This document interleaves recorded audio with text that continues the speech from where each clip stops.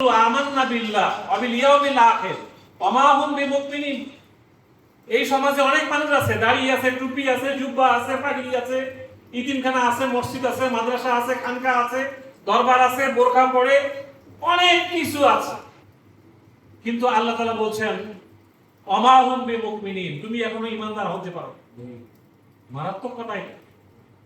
ঈমানের ঘোষণা দিলেই যদি ঈমানদার হওয়া যেত তাহলে এই আয়াতটা না থাকিলেও চলতো, কিন্তু আল্লাহ বলছে যে তুমি এখনো ঈমানের মাপকাঠিতে উত্তীর্ণ হইতে পারো নাই। ওমর রাদিয়াল্লাহু তাআলা আনহু আল্লাহ রাসূলকে বললেন, ইয়া রাসূলুল্লাহ, আমি আপনাকে খুব ভালোবাসি, তবে আমার জীবনের থেকে বেশি না। আল্লাহ রাসূল বললেন, তোমার এখনো ঈমান আনা হয় নাই।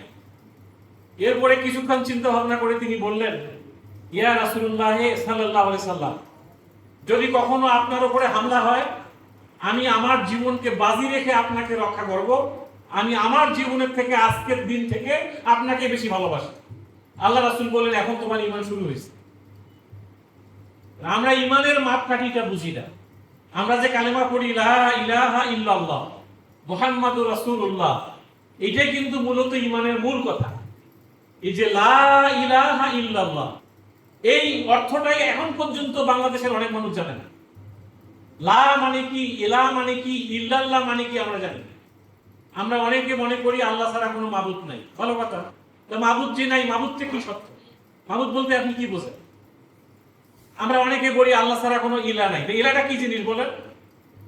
আমরা যদি কোনো সাংবাদিক কোনো ইমানদারকে জিজ্ঞাসা করে যে আপনি তো লা ইলাহা ইল্লাল্লাহ মুখস্থ করছেন, আপনি বলেন যে আল্লাহ ছাড়া কোনো মাবুদ নাই, তাহলে what is the meaning of মাবুদ?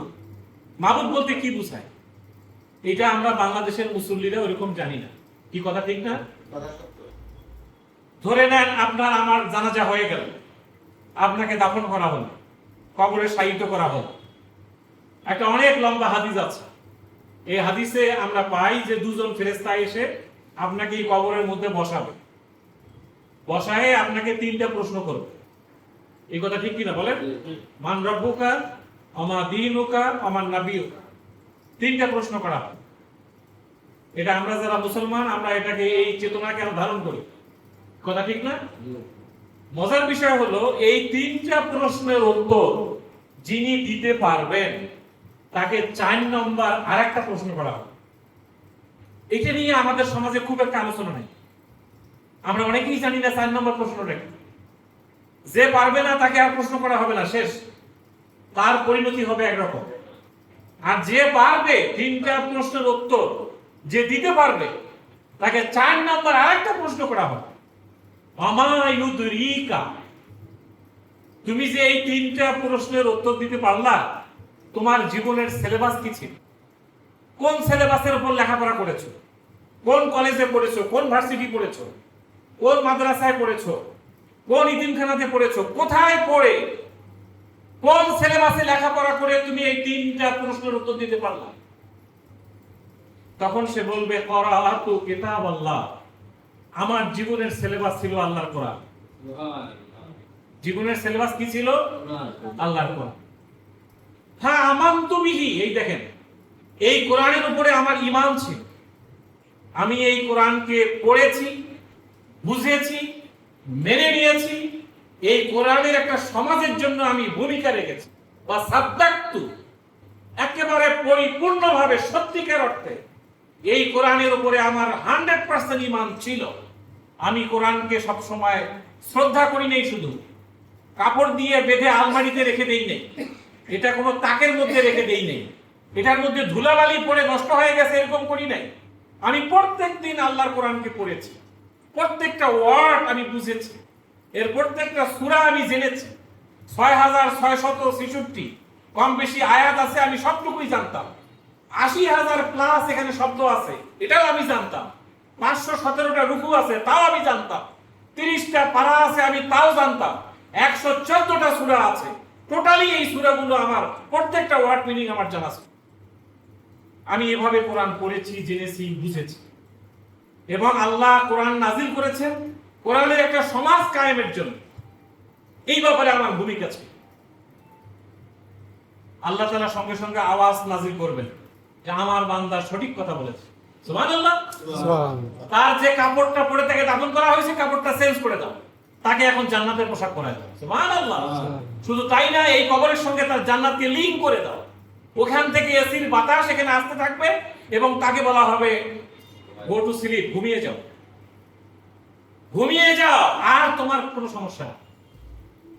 আর আমি যদি ওই তিনটা প্রশ্নের উত্তর দিতে না পারি, তাহলে আমার পরিণতিটা হবে, ও বলবে যে লা আদরি, আমি কিচ্ছু জানি না, আমি কোরআন পড়ি নাই, বুঝি নাই, এটা কখনো খেয়ালও করি নাই, এটা যে পড়া লাগবে আমি কখনো ভাবিও নাই। সাথে সাথে উপর থেকে আওয়াজ আসবে, আমার বান্দা মিথ্যা বলেছে, তাকে জাহান্নামের সাথে, তার কবরের সাথে লিংক করে দাও এবং সে জাহান্নামের আযাবের সাথেই কিয়ামত পর্যন্ত অপেক্ষা করবে। সূরা জিলজালে আল্লাহ তাআলা বলছেন, ইজা জুলজিলাতিল আরদু জিলজালাহা, যখন এই পৃথিবী ভূমিকম্প হয়ে তছনছ হয়ে যাবে, সাজানো বাড়িঘর সব ভেঙে পড়ে যাবে, বিদেশি ফিটিংস দিয়ে বানানো আপনার টাইলসের বাথরুমগুলো ভেঙে তছনছ হয়ে যাবে, 6 তলা বড় 20 তলা 100 তলা টাওয়ারগুলো, আপনি বড় বড় রিসোর্টগুলো, হোটেলগুলো, রেস্টুরেন্টগুলো, ইউরোপ, আমেরিকা, কানাডা, অস্ট্রেলিয়ার যে হাইফাই বিল্ডিংগুলো সব ভেঙে তছনছ হয়ে যাবে। সূরা ইনফিতারে আল্লাহ বলছেন, ইজা সামাউন ফাতারাত, আসমান ফেটে যাবে, ওয়াইজাল কাওয়াকিবুন তাসারাত, তারকাগুলো খসে খসে পড়বে, ওয়াইজাল বিহারু ফুজ্জিরাত, এবং সমুদ্রের পানির মধ্যে আগুন জ্বলতে থাকবে। চিন্তা করেন, সূর্য তার আলো হারিয়ে ফেলবে, সূর্য ঠাস করে পড়ে যাবে, পুরো পৃথিবী অন্ধকার হয়ে যাবে, কোনো লাইট থাকবে না, পুরো মানুষ সব কবর ফেটে দৌড়াতে থাকবে। সূরা জিলজালে আল্লাহ বলছে, ওয়াকাল আল ইনসান মা লাহা, মানুষ বলবে কি হয়ে গেল, আমরা তো এতদিন ঘুমাইছিলাম, কে আমাদের কবর থেকে বের করলো? আল্লাহ বলবে কিয়ামত শুরু হয়ে গেছে। এই কিয়ামতের মাঠ, এই জমিনে আমরা সবাই লাইনবদ্ধ হয়ে দাঁড়িয়ে যাব। সূরা নাবাতে আল্লাহ এই কথা বলেছে, ফেরেশতারা সহ, নবী রাসূলরা সহ, তাদের উম্মতরা সহ, আমরা সহ, ইউরোপ, আমেরিকা, কানাডা, পৃথিবীর সমস্ত মুসলমানরা লাইন হয়ে দাঁড়িয়ে যাবে। এই লাইন হয়ে দাঁড়ানোর পরে এবার প্রশ্ন করা হবে, কয়টা বলেন তো দেখি? আমরা জানি না, 5টা প্রশ্ন করা হবে। কবরের প্রশ্ন ছিল কয়টা? 3টা। উত্তর দিতে পারলে কয়টা? 4টা। হাসরের মাঠে প্রশ্ন কয়টা? 5টা। এই 5টা প্রশ্নের মধ্যে 2টা প্রশ্ন হচ্ছে জীবন কেন্দ্রিক, জীবন কেন্দ্রিক, এই হায়াত কেন্দ্রিক, যে হায়াতটা নিয়ে আমরা উদাসীন। আল্লাহ রাসূল হাদিসে বলছেন, লা তাজুলু কাদামা ইবনে আদম হাত্তা ইউসআলা আন খামসিন, 5টা প্রশ্নের উত্তর না দেওয়া পর্যন্ত আদম সন্তান এক চুল সামনে আগাইতে পারবে। তার 2টা প্রশ্ন জীবন কেন্দ্রিক। তাকে বলা হবে, তোমাকে যে 60, 70, 80, 90 বছরের জীবন দেওয়া হয়েছিল, এই জীবনটা কোন খাতে ব্যয় করেছো বলো? জীবনের হিসাব আজকে মিলাও। 2 নম্বর প্রশ্ন হবে, তোমার এই 60, 70, 80, 90 বছরের জীবনের মধ্যে আমি আল্লাহ একটা যৌবনকাল দিয়েছিলাম, এই যৌবনের উত্তাল তরঙ্গ কোন খাতে ব্যয় করেছো আজকে বল। আমরা কি বলবো? যে আমরা মোবাইল দেখছিলাম, ইউটিউব দেখছিলাম, আর ফেসবুক দেখছিলাম, যে কথাটা স্যার কিছুক্ষণ আগে বললেন। এইভাবে জীবন কেন্দ্রিক এবং যৌবন কেন্দ্রিক জীবনের হায়াত সম্পর্কে এই 2টা প্রশ্ন করা হয়। সূরা তাকাসুর পড়ে শেষের আয়াতটা পড়ে, সুম্মা লাতুস আলুন্না ইয়াউমাইজিন আনিন নাঈম, আপনাকে যত নিয়ামত দেওয়া হয়েছে, 2টা চোখ, 2টা ঠোঁট, একটা জিহ্বা, আপনার শোনার শ্রবণ শক্তি, দৃষ্টি শক্তি, বোধ শক্তি, এই যে আল্লাহ নিয়ামতগুলো দিয়েছে, একটা সুস্থ শরীর, আপনি এগুলো কোন খাতে কেমনে কেমনে কোথায় ব্যয় করেছেন আল্লাহ তাআলা পাই পাই হিসাব বুঝে নেন। আপনি মিথ্যা কথা বলতে থাকবেন। সূরা ইয়াসিন বলছে যে না, তার হাত কথা বলবে, পা কথা বলবে, তার মুখের মধ্যে কষ্টের লাগায় দাও। তো মিথ্যা কথা বলতেছে, হাত বলে, হাত তুমি বলো তোমাকে দিয়ে সে কি করেছে। পাকে বলা হবে, পা তুমি বলো তোমাকে ব্যবহার করে সে কোথায় গিয়েছিল, কি করেছে। এই কিয়ামতের মাঠের 2টা প্রশ্ন হলো জীবন কেন্দ্রিক, মুখস্থ করেন। 1 নম্বরটা হলো পুরো জীবনটা কোন খাতে ব্যয় করেছো, 2 নম্বরটা হলো জীবনের মধ্যে একটা যৌবনকাল দিয়েছিলাম, এইটা কোন খাতে ব্যয় করেছো। 3 নম্বর এবং 4 নম্বর এই 2টা প্রশ্ন হলো অর্থনীতি কেন্দ্রিক। আমি এতগুলো কথা বললাম এই জায়গায় আসার জন্য। 2টা প্রশ্ন কি হবে? অর্থনীতি কেন্দ্রিক। কিসের অর্থনীতি? টাকা পয়সার ব্যবহার, কেমনে আয় করেছো, কেমনে ব্যয় করেছো, পরিষ্কার করো। কিভাবে আয় করেছো, কিভাবে ব্যয় করেছো, ইনকাম কিভাবে হয়েছে, এক্সপেন্ডিচার কিভাবে হয়েছে, আয় ব্যয়ের হিসাব আজকে মিলাও। আজকে তোমার স্টেটমেন্ট মিলাও, পুরো জীবনের অ্যাকাউন্টের স্টেটমেন্ট আজকে মিলাও, ব্যালেন্স শিট মিলাই দাও আমাকে। একটা টাকা যদি অবৈধ ইনকাম হয়, সুদ ভিত্তিক ইনকাম, বলেন আপনার ইনকামের মধ্যে যদি একটা টাকা সুদ ভিত্তিক ইনকাম হয়, সেই ইনকামটা হালাল হবে না হারাম হবে? কি বলেন সবাই, কি হবে? এটা হারাম হবে। আল্লাহ নবী হাদিসে বলেছেন সুদের 70 প্রকারের গুনাহ, এর ছোট গুনাহটা হচ্ছে নিজের মাকে বিয়ে করা। আরেকটা হাদিসে আসছে শুধু মাকে বিয়ে করা না, নিজের মায়ের সাথে 36 বার ব্যভিচার করলে যে গুনাহ হবে, সুদের এটা ছোট গুনাহ। বড় গুনাহটা হচ্ছে আল্লাহর সঙ্গে যুদ্ধ করা। পারবেন আল্লাহর সঙ্গে আমরা যুদ্ধ করতে পারবো? মায়ের সাথে ব্যভিচার করার গুনাহ আমরা করছি। এই ইসলামী ব্যাংকের জন্ম হয়েছিল এই সুদের হাত থেকে আপনাকে আমাকে বাঁচানোর জন্য।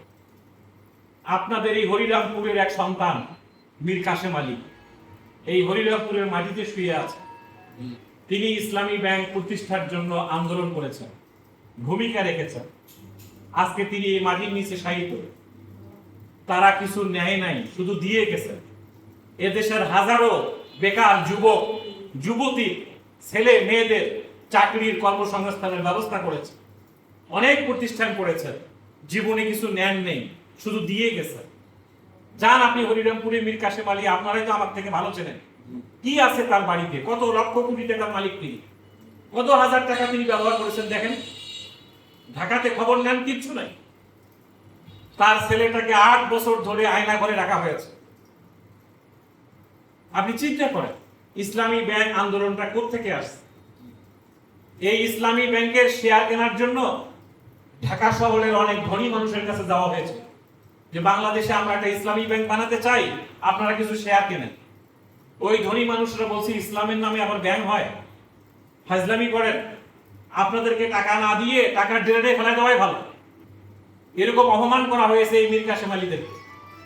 এনারা চলে গেছে দেশের বাইরে, সৌদি আরব, কাতার, বাহরাইন, দুবাই, সেখানে যে ইসলামী ব্যাংকের জন্য কাজ করেছে। মজার বিষয় হলো একজন কাজ করতে করতে দুবাইতে অসুস্থ হয়ে গেছেন, হাসপাতালে ভর্তি। তার স্ত্রী বাংলাদেশে খবর পেয়ে বিমানের টিকিট কেটে দুবাই যান নাই, হাসপাতালে যান নাই, চলে গেছেন মক্কাতে। আল্লাহর কাবা ঘরের গিলাফ ধরে দোয়া করেছেন, রব্বুল আলামিন আমার স্বামী বাংলাদেশের মানুষকে সুদের হাত থেকে বাঁচানোর জন্য একটা শরিয়া ভিত্তিক ইসলামী ব্যাংক করতে চাচ্ছে। তিনি আজকে অসুস্থ, হাসপাতালে ভর্তি। রব্বুল আলামিন আমার হায়াত থেকে যদি তুমি তাকে হায়াত বাড়িয়ে দাও, তাকে সুস্থ করো, তাকে দিয়ে বাংলাদেশে একটা ইসলামী ব্যাংক বানাও, আমাকে তুমি দুনিয়া থেকে নিয়ে নাও। আপনারা অবাক হয়ে যাবেন আল্লাহর কি ইচ্ছা। তার স্বামী সুস্থ হয়েছেন, তার স্ত্রী আগে দুনিয়া থেকে চলে গেছে। এই ইসলামী ব্যাংকের আন্দোলনটা এই জায়গা থেকে হয়েছে। এখানে মানুষের হায়াতের কোরবানি আছে। এখানে মানুষ ফাঁসির রশিকে নিজ হাতে গলায় ঝুলিয়ে নিয়েছে। এই হলো সেই ইসলামী ব্যাংক। যে ইসলামী ব্যাংক হওয়ার পিছনে দুইটা টার্গেট ছিল।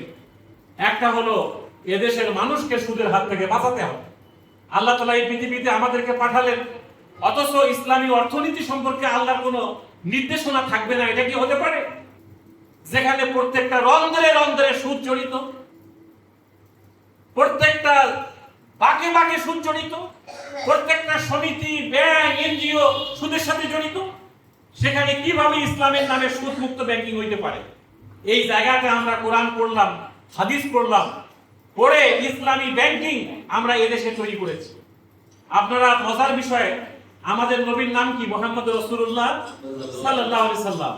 তার স্ত্রী হলেন খাদিজাতুল কুবরা, আমাদের সকলের মা, উম্মাহাতুল মুমিনিন। এই খাদিজাতুল কুবরা রাদিয়াল্লাহু তাআলা আনহা, তার অনেক টাকা পয়সা ছিল, অনেক ধনী পরিবারের মেয়ে ছিলেন, সম্ভ্রান্ত পরিবারের মেয়ে, অনেক সম্পদ ছিল। তিনি চাচ্ছিলেন তার টাকাটা কাউকে না কাউকে দিয়ে টাকাটার ব্যবহার করতে, এই টাকাটা কোনো ফান্ডে কাজে লাগাইতে। তিনি খুঁজে খুঁজে যাকে পেয়েছিলেন তিনি হচ্ছেন মুহাম্মদ রাসূলুল্লাহ সাল্লাল্লাহু আলাইহি সাল্লাম। তার সাথে বিয়ে হয় নাই, কিন্তু তাকে বললেন তুমি এলাকার ভালো ছেলে, আল আমিন আর সাদিক, তুমি বিশ্বস্ত সত্যবাদী, আমি তোমাকে ফান্ড দিয়ে দিলাম, তুমি এই ফান্ডটাকে ব্যবহার করো, সিরিয়াতে যাও, দামেস্কে যাও, বাগদাদে যাও, ব্যবসা করো, যা লাভ হয় দুজনে ভাগ করে নেব, লস হইলে আমি খাদিজা বহন করব। এই সিস্টেমটাকে বলা হয় মুদারাবা সিস্টেম।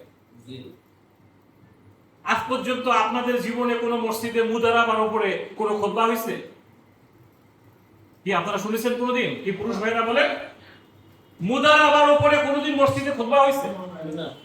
এই শিক্ষাটাই তো আমাদের নাই। এটা মাদ্রাসায়ও নাই, কলেজেও নাই, ভার্সিটিতেও নাই। এটা আজব একটা শিক্ষা ব্যবস্থায় আমরা বড় হচ্ছি, যেখানে অর্থনীতি ছাড়া একটা মানুষ এক কদম চলতে পারে না। সেই অর্থনীতির মুদারাবা কনসেপ্টটা আমাদের কোথাও খুতবায় আলোচনাই হচ্ছে না। কোন হুজুর ওয়াজ মাহফিল এটা নিয়ে কথাই বলে না, এটা নিয়ে তার লেখাপড়ার মধ্যে এটা নাই। অথচ আল্লাহর নবী বাজারে গেছেন, ম্যাজিস্ট্রেট বাজারে যে বস্তার মধ্যে হাত ঢুকাই দিয়েছেন, দিয়ে দেখেন উপরে শুকনা নিচে ভিজা। কি ব্যাপার, এরকম সেটিং করছো কেন? এরকম সিটিং করে প্রতারণা করে জাতিকে ধ্বংস করতেছো কেন? তিনি বাজার মনিটরিং করেছেন বিশ্ব নবী মুহাম্মদুর রাসূলুল্লাহ সাল্লাল্লাহু আলাইহি ওয়াসাল্লাম। কে কোথায় ভেজাল মিশাচ্ছে, কে কোথায় ওজনে কম দিচ্ছে, কে শুকনা খাবার উপরে ভিজা খাবার নিচে প্রতারণা করতেছে, কে ওজনে কম দিচ্ছে বেশি দিচ্ছে। আল্লাহর কোরআন কথা বলছে, হাদিস কথাগুলো বলছে। আল্লাহর নবী সাহাবায়ে কেরাম বাজার মনিটরিং করেছে। আমরা এখনো ওই জায়গায় পৌঁছতে পারিনি। এই মুদারাবা কনসেপ্ট, একটা পক্ষ টাকা দিবে আর একটা পক্ষ টাকাটা বহন করবে, ব্যবহার করবে। টাকা দিলেন খাদিজা, ব্যবহার করলেন কে? মুহাম্মদ রাসূলুল্লাহ সাল্লাল্লাহু আলাইহি সাল্লাম। এই সিস্টেমটাকে বলা হয় মুদারাবা। খাদিজা টাকা দিল, ইসলামী শরীয়তে তাকে বলা হয় সাহিবাল মাল, সে টাকার মালিক। আর টাকাটা যে ব্যবহার করলো তাকে বলা হয় মুদারিক। এটার অর্থ হচ্ছে সে উদ্যোক্তা, সে ফান্ড ব্যবহার করতে পারে। এই কনসেপ্টটা থেকে ইসলামী ব্যাংক মুদারাবা কনসেপ্ট চালু করেছে। আপনারা যে 500 টাকা ডিপিএস করেন, 1000 টাকা ডিপিএস করেন, 1 লক্ষ টাকা এফডিআর করেন, 1 কোটি টাকা এফডিআর করেন, আপনাদের সমস্ত টাকা আমরা মুদারাবা কনসেপ্টে রিসিভ করি। কথাটা ভাই বুঝে নিয়ে যে কথাটা আপনি বলছেন, আমি যে এখানে টাকাগুলো রাখছি, এই টাকাটা মুদারাবা কনসেপ্টে আপনার কাছ থেকে আমরা রিসিভ করি। করার পরে আপনারা মনে করেন যে বাংলাদেশে 1 নম্বর ব্যাংক ইসলামী ব্যাংক। কি এই কথা ঠিক কি না বলেন? সারা পৃথিবীর 1000 ব্যাংকের তালিকা করা হয়েছে, এর মধ্যে বাংলাদেশ থেকে একটা ব্যাংক জায়গা পেয়েছে, সেটা হলো ইসলামী ব্যাংক। আলহামদুলিল্লাহ পড়েন। আলহামদুলিল্লাহ। এটা বিশাল ব্যাপার, এটা একটা আন্তর্জাতিক ব্যাংক, এটা একটা মেগা ব্যাংক। এখানে এখন 2,00,000 কোটি টাকা ডিপোজিট মানুষ রেখেছে এই মুদারাবা কনসেপ্ট।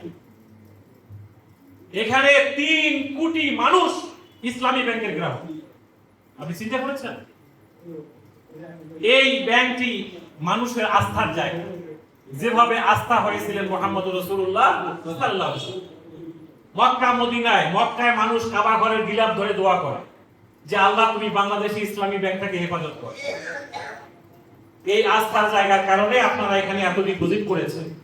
আপনাদের টাকাটা আমরা ডিপোজিটটা মুদারাবা কনসেপ্টে রিসিভ করি। এখন আসেন, মুহাম্মদ সাল্লাল্লাহু আলাইহি ওয়াসাল্লাম খাদিজাকে লাভ দিলেন কিভাবে? উনি চলে গেলেন সিরিয়ায়, চলে গেলেন বাগদাদ, চলে গেলেন দামেস্ক। যে মাল কিনলেন, কিনে বিক্রি করলেন, যা লাভ হলো খাদিজা এবং মুহাম্মদ সাল্লাল্লাহু আলাইহি ওয়াসাল্লাম ভাগ করে নিলেন। আমরা ইসলামী ব্যাংক কি করি? আপনি যে টাকাটা আমাদেরকে দিলেন, এই টাকাটা আমরা বাই মুরাবাহা, বাই মুআজ্জাল, বাই সালাম, বাই ইস্তেসনা, হায়ার পারচেজ আন্ডার শিরকাতুল মিল, এই শব্দগুলো শুনেছেন কখনো? এগুলো আমাদের জানা এবং মানার জরুরি বিষয়। আমরা সকাল সন্ধ্যা ওজিফা মুখস্থ করছি। আপনি বাই মুরাবাহা আমরা বুঝি না, বাই মুআজ্জাল বুঝি না, বাই ইস্তেসনা বুঝি না। এটা হলো পণ্যের বেচা কেনা। একটা কলমের দাম 10 টাকা, দোকানদার কিনেছে 60 টাকা।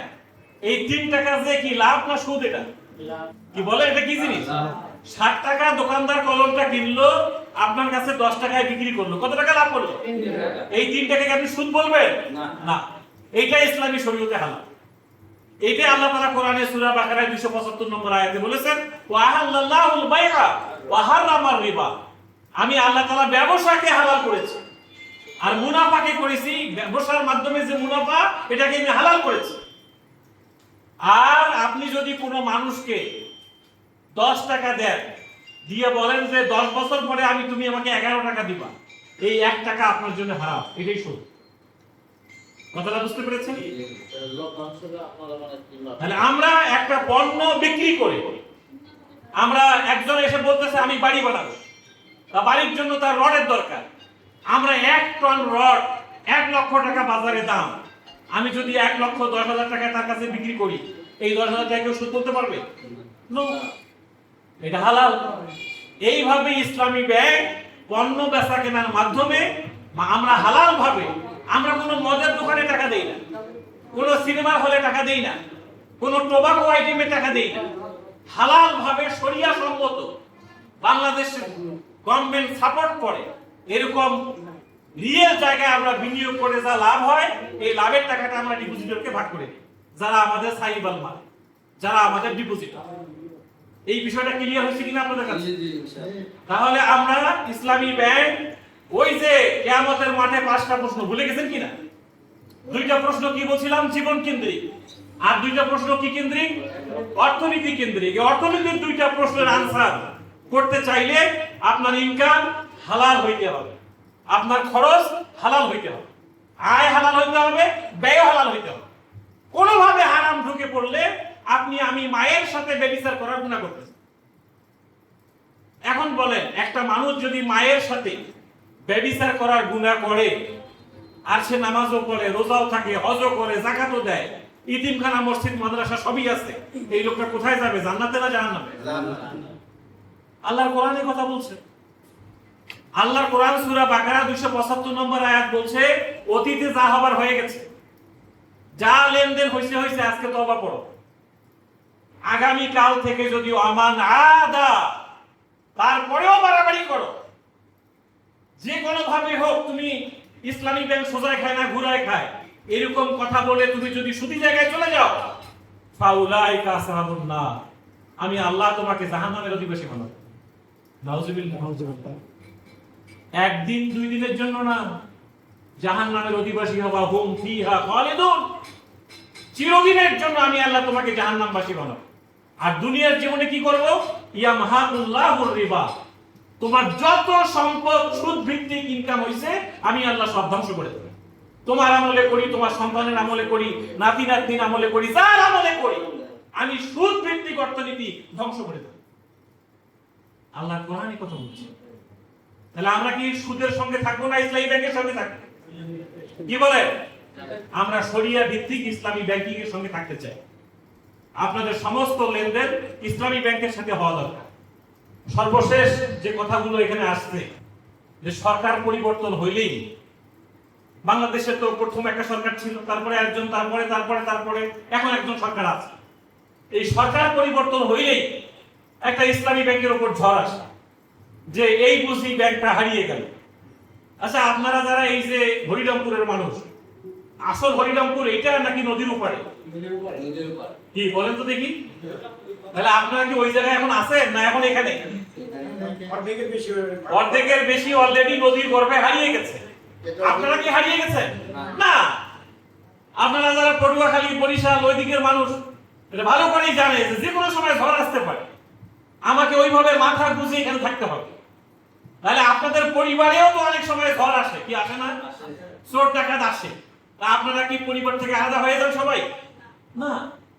আপনাকে মনে করতে হবে যে আমি ইসলামী ব্যাংকের একজন পরিবারের সদস্য। কালকে মানিকগঞ্জের বাস স্ট্যান্ডে একটা এরকম এজেন্টের প্রোগ্রামে এক ভদ্রলোক দাঁড়ায় বললেন যে আমার টাকাটা শুধু আমানত না, আমি নিজেই ইসলামী ব্যাংকের জন্য আমানত। সুবহানাল্লাহ। বলে ইসলামী ব্যাংকের কিছু হলে আমি দাঁড়িয়ে যাব, মানব প্রাচীর তৈরি করব, একজন মানুষের উপর আরেকজন মানুষ দাঁড়িয়ে যাবে। বললো যে আমরা কোনোভাবে ইসলামী ব্যাংক ধ্বংস হতে দেব। আল্লাহর কোরআনও এই কথা বলছে যে আল্লাহর কোরআনের আয়াতের উপরে যে প্রতিষ্ঠান দাঁড়িয়ে থাকে, এটা পৃথিবী কিছু ধ্বংস করতে পারে। বলেন, বাংলাদেশের শুরু থেকে আজ পর্যন্ত 1983 সালে ইসলামী ব্যাংক হয়েছে, আজকে 2026 সাল। এই প্রায় কত 17 বছর আর এদিকে 26 বছর, কত বছর হয়? প্রায় 50 বছর। এই সময়ের মধ্যে আমরা যে বেঁচে আছি আমাদের উপর অনেক ঝড় বয়ে গেছে, তারপরেও আলহামদুলিল্লাহ আজকের দিনেও বাংলাদেশে 1 নম্বর ব্যাংক ইসলামী। আপনারা আলহামদুলিল্লাহ করবেন না? যেদিন সাবেক প্রধানমন্ত্রী বাংলাদেশ থেকে চলে গেল ভারতে, সেদিন আমরা খবর পেলাম যে ইসলামী ব্যাংকের 80,000 কোটি টাকা নাই, বিভিন্ন ভাবে লোন হয়ে গেছে। আমরা ওই দিনেও এবং তারপরেও ইউনূস সরকারের আমলে কারো চেক ডিজোনার করি নাই। ইউনূস সরকার ক্ষমতায় এসে বললেন যে 50,000 টাকা করে দেওয়া শুরু করেন, সমস্ত ব্যাংকে বলবে। এরপরে বললো 1 লাখ করে দেন, এরপরে বললো 1.5 লাখ করে দেন। আমরা ইসলামী ব্যাংক কারো চেক ডিজোনার করি নাই, সবাইকে ঠিকঠাক মতো পেমেন্ট দিয়েছে। শেখ হাসিনা চলে যাওয়ার পরের দিন থেকে আজকের দিন পর্যন্ত, যেদিন চলে গেলেন 80,000 কোটি টাকা আমরা খবর পাইছি নাই, ওই দিন থেকে আজকের দিন পর্যন্ত 80 টাকাও কেউ দিতে পারে না। সুবহানাল্লাহ পড়বেন না? 80,000 কোটি টাকা নাই, ওই দিন থেকে আজকের দিন পর্যন্ত 80 টাকাও কেউ নেয় না। আমরা কি কারণে গুজবের মধ্যে ঢুকে পড়লাম, আতঙ্কের মধ্যে ঢুকে পড়লাম যে আমার টাকা বোধহয় নাই? কি হলো? যেখানে 80,000 কোটি চলে গেল আপনার কোনো সমস্যা হলো না, আমার কোনো সমস্যা হলো না। এখন 80 টাকাও চলে যায় নাই, আপনার কি সমস্যা, আমার কি সমস্যা বলেন? শুনেন, আপনারা আমরা মুসলমান, সবাই তো মুসলমান এখানে তো নাকি? আল্লাহর কোরআন সূরা হুজুরাতে বলছেন, ইন জাআকুম ফাসিকুন বিনাবাইন ফাতাবায়ানু। মুসলমানরা, ঈমানদাররা শোনো, যদি কোনো গুজব তোমার কানের মধ্যে আসে যে ইসলামী ব্যাংক নাই, শেষ হয়ে গেছে, ফাতাবায়ানু, তাহলে তুমি এই খবরটা যাচাই বাছাই করো, ভালো করে খবর নাও। এটা ফেসবুক আর ইউটিউব যে কথাটা স্যার বললেন, এই আমরা সবাই ফেসবুক মুখী। ইসলামী ব্যাংকের অনেক অবৈধ অফিসারের চাকরি চলে গিয়েছিল, তারা ফেসবুকে বসে বসে বলতেছে যে ইসলামী ব্যাংক নাই, তাড়াতাড়ি যান টাকা পয়সা নিয়ে আসে। কিন্তু বলেন কোন মিডিয়াতে, কোন চ্যানেলে, কোন পত্র পত্রিকায় কি নিউজ আসছে যে ইসলামী ব্যাংকের টাকা নাই? এই খবর তো কেউ দেয় না। তাহলে আপনি অথেন্টিক নিউজ দেখবেন না, ফাতাবায়ানু, যাচাই বাছাই করবেন না। আল্লাহ রাসূলের যুগেও যাচাই বাছাই না করার কারণে যুদ্ধ হওয়ার মতো অবস্থা হয়ে গেছে। একজন সাহাবীকে পাঠানো হয়েছে এক জায়গায় যাকাতের টাকা নিতে, তো ওই এলাকার সাথে ওই সাহাবীর একটু মনোমালিন্য ছিল, তো তিনি এলাকায় জানে নাই, এসে খবর দিচ্ছেন যে ওরা যাকাত টাকা দিচ্ছে না। আল্লাহ রাসূল বললেন যে কি বলে যাকাত দিচ্ছে না, রেডি হও, যুদ্ধ হবে এখন তাদের সাথে। পরে খবর পাওয়া গেল যে উনি ওখানে যান নাই। এই যে আল্লাহ তাআলা কোরআনে আয়াত নাযিল করে বললেন যে ফাতাবায়ানু, তোমার কাছে যে খবর আসছে যাচাই বাছাই করো, ভালো করে খেয়াল করো। যাচাই বাছাই না করে হঠাৎ করে গুজবে কান দিয়ে দৌড়ে যেও না। আপনি বলেন, পৃথিবীতে এমন কোন ব্যাংক আছে যে ব্যাংক একদিনে সব গ্রাহক ঢুকে পড়লে তাদের টাকা দিতে পারবে না? সম্ভব না তো। আপনার টাকা তো আমরা কোথাও না কোথাও বিনিয়োগ করছি। এটা বাই মোরা ভাই দিছি, বাই মোয়াজ্জালে দিছি, কারো বাড়ি বানাই দিছি, গাড়ি কিনাই দিছি, ওখান থেকে কিস্তি আসতেছে, আমরা টাকা দিচ্ছি। এখন বলেন, আপনার ছেলে মেয়ের বিয়েতে 200 লোককে দাওয়াত করছেন, একসাথে 600 লোক আসলে আপনি খাওয়াইতে পারবেন? ওই 200 লোকের খাবার ভাগ করতে হবে না? অল্প অল্প করে খেতে হবে না? কেউ মন খারাপ করবে, কেউ রাগ করে চলে যাবে, যা হবার হবে, তাই তো? আমি তো 200 লোকের আয়োজন করছি, 600 লোককে তো খাওয়াইতে পারবো। একটা ব্যাংকের নিয়ম আছে, 100 টাকা যদি জমা থাকে, 90 টাকা এই টাকাটা লোন হিসাবে দিতে পারবে, বিনিয়োগ করতে পারবে, 10 টাকা ক্যাশে রাখতে পারবে। এটা মানুষের জরুরি প্রয়োজনে সাপোর্ট দেওয়ার জন্য।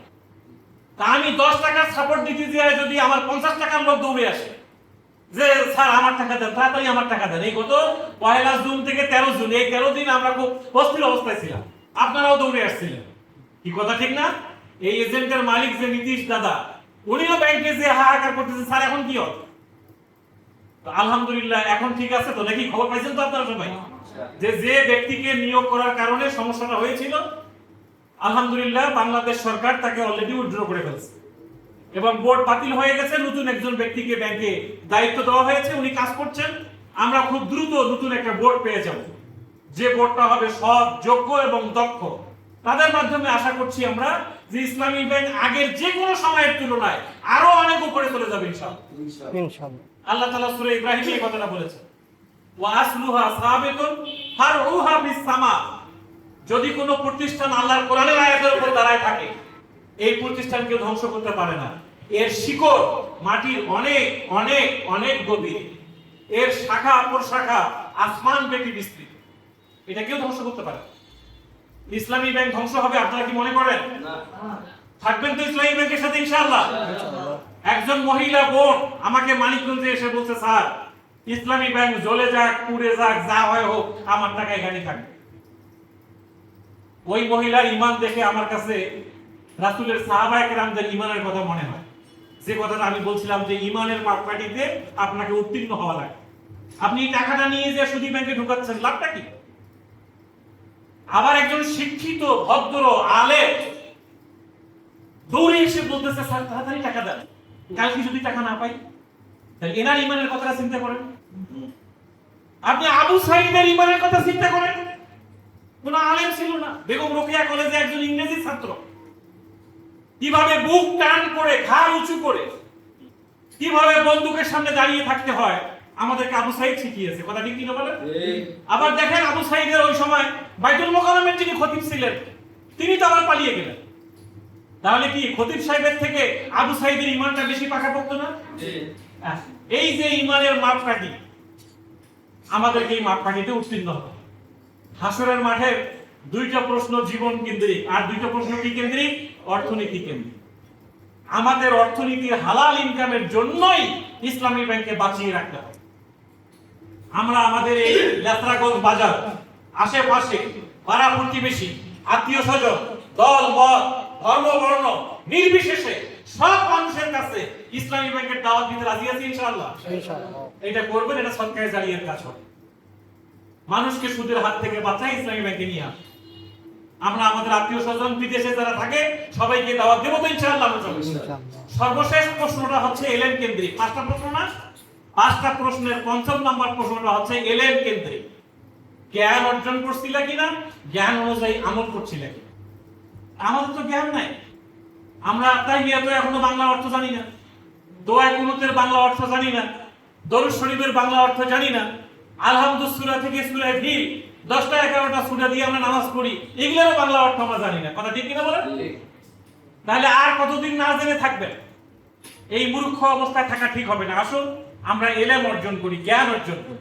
আল্লাহ রাসূল হাদিসে বলেছেন দোলনা থেকে, একেবারে দোলনা, দোলনা পর্যন্ত সবাই, দোলনা থেকে কবর পর্যন্ত হচ্ছে লেখাপড়ার বয়স, জানার বয়স, শেখার বয়স। নিজের ছেলে মেয়েদেরকে বলেন, বাবা আল্লাহর কোরআনটা নিয়ে আসো, বাংলা অর্থ সহ আমাকে বুঝাই দাও। এইভাবে একজন যিনি জানেন তার কাছে যান, একটু এলেমটা অর্জন করেন। আসুন আমরা সবাই মিলে এই পাঁচটা প্রশ্নের উত্তর রেডি করার জন্য আমরা তৈরি হই, ভালো মানুষ হই, মানবিক মানুষ হই। আমার যে ছেলেটা কলেজে পড়ে, ভার্সিটি পড়ে, সেই জন্য ভার্সিটি থেকে পাশ করে এসে আমার জানাজাটা পড়াতে পারে, এরকম সন্তান হওয়া দরকার না? অবাক লাগে, অবাক লাগে। বাপের জানাজা হচ্ছে, ইমাম সাহেব জানাজার নামাজ পড়াচ্ছে, ছেলে জানাজার নামাজ পড়াইতে পারে না। এরকম ছেলে আছে না নাই? এই ছেলে মানুষ করে কি হলো হবে? বা ইমাম সাহেব জানাজা করলে সওয়াব বেশি না ছেলে জানাজা পড়লে সওয়াব বেশি? আপনি মা, আমি মা, আমার বাচ্চাটার জন্য আমার জানাজা পড়াতে পারে, এইরকম বাচ্চা তৈরি করে, এরকম এলেম তৈরি করে। আপনার জানাজার কফিনটা সামনে রেখে ও যেন 10টা বাক্য বলতে পারে, আমার মা এরকম ছিল, আমার বাবা এরকম ছিল, এরকম যেন বলতে পারে। এই টাইপের ছেলে মেয়ে আসুন আমরা তৈরি করি। আল্লাহ তাআলা আমাদের সবাইকে দুনিয়ার এই জীবনটা সুন্দর করার মধ্য দিয়ে আখিরাতের জীবনটা সুন্দর করার তৌফিক দান করুন। ইসলামী ব্যাংকের জন্য ভূমিকা রাখার তৌফিক দান করুন। আপনারা ইসলামী ব্যাংকের উদ্যোক্তাদের মধ্যে একজনের এলাকার বাসিন্দা, মীর কাসিম আলী সাহেবের এলাকার মানুষ, আপনাদের প্রতি ইসলামী ব্যাংকের হক বেশি। আপনারা এই এলাকার প্রত্যেকটা অলিতে গলিতে ইসলামী ব্যাংকের দাওয়াত সবার কাছে পৌঁছায় দিবেন। আর যারা ব্যবসায়ী আছেন তারাও ইসলামী ব্যাংকের সঙ্গে থাকুন। বর্তমান সরকার ঘোষণা দিয়েছে 1 জুলাই থেকে সকল দোকান ব্যবসায় QR code, Bangla QR code, নাম শুনেছেন? এটা থাকতে হবে। এটা আমরা দিচ্ছি, সকল ব্যবসায়ীর কাছে আমরা কিউআর কোড পৌঁছায় দিতে চাই। সবাই আমাদের সঙ্গে থাকবেন, ইসলামী ব্যাংকের সঙ্গেই থাকবেন। আল্লাহ তাআলা আমাদের সবার এই বসাকে কবুল করুন। কিয়ামতের কঠিন ময়দানে আমাদের এই বসাকে আল্লাহ নাজাতের ওসিলা হিসেবে কবুল করুন। সবাইকে আহ্বান জানিয়ে সবার সুস্বাস্থ্য কামনা করে আমার কথা এখানে শেষ করছি। আসসালামু আলাইকুম ওয়া রাহমাতুল্লাহ। ধন্যবাদ। আজকের প্রধান অতিথি যারা আলতাফ হোসেন অত্যন্ত গুরুত্বপূর্ণ, আমি মনে করি কোরআনে কারিমে উল্লেখযোগ্য বয়ান তাফসীর ইসলাম শুনতে পেলাম। আল্লাহ যেন আমাদের আমল করার তৌফিক দেন।